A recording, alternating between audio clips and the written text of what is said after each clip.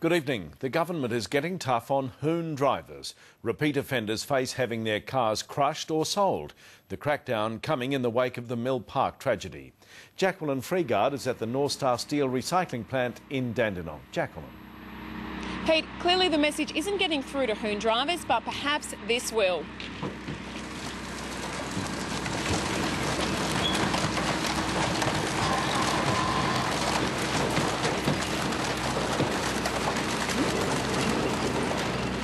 Authorities no doubt hoping what you've just seen will be enough to stop Hoon drivers in their tracks.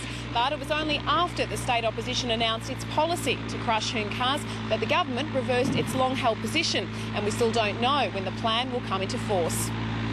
Matthew Lister was one of the 5 who perished in the Mill Park crash.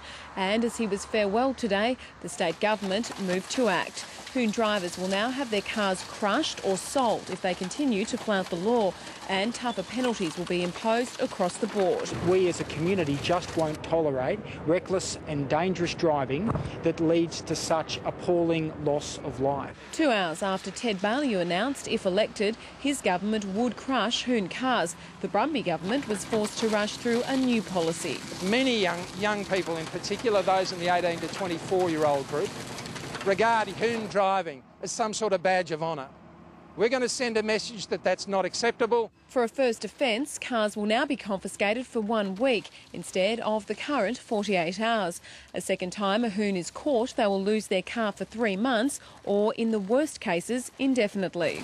After the third time, cars will be sold if possible, any loans paid off, with the remaining proceeds going to victims of road trauma, or the car will be crushed if it is deemed unsafe or has been illegally modified. Drivers may be able to buy back their cars if they're not crushed, and if a Hoon is caught in a car that's not theirs, the owner won't lose the vehicle. Jacqueline Freegard, 9 News.